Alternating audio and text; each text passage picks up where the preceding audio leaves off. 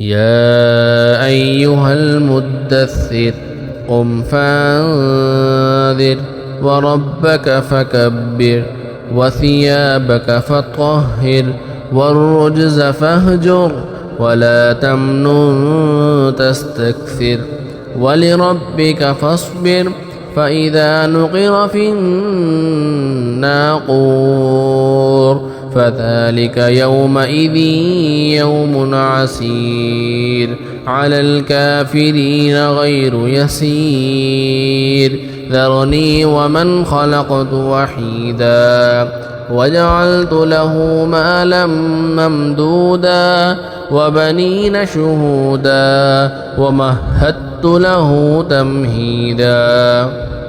ثم يطمع أن أزيد كلا إنه كان لآياتنا عنيدا سأرهقه صعودا إنه فكر وقدر فقتل كيف قدر ثم قتل كيف قدر ثم نظر ثم عبس وبسر ثم أدبر واستكبر فقال إن هذا إلا سحر يؤثر إن هذا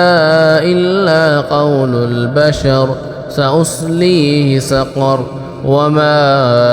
أدراك ما سقر لا تبقي ولا تذر لواحة للبشر عليها 19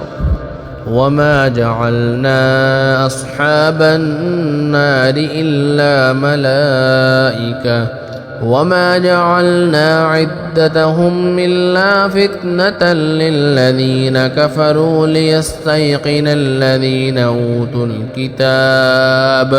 ليستيقن الذين أوتوا الكتاب ويزداد الذين آمنوا إيمانا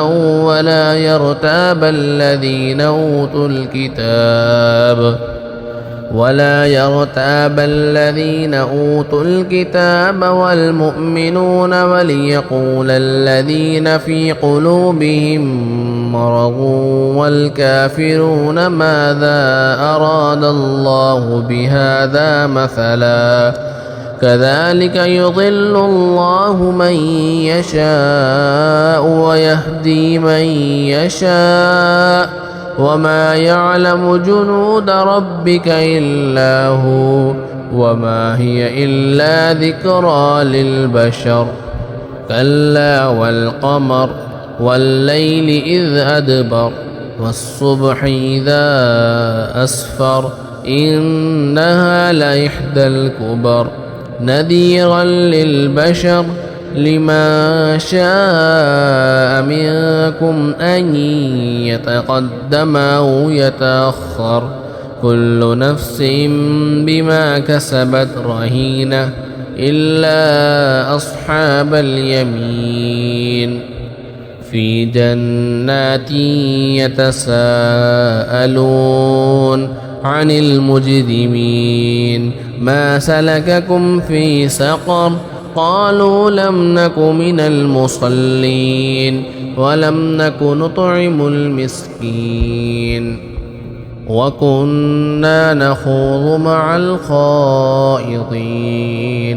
وكنا نكذب بيوم الدين حتى أتانا اليقين فما تنفعهم شفاعة الشافعين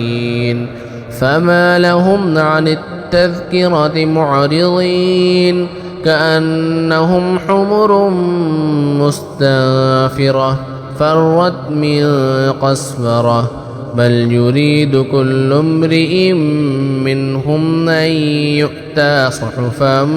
منشرة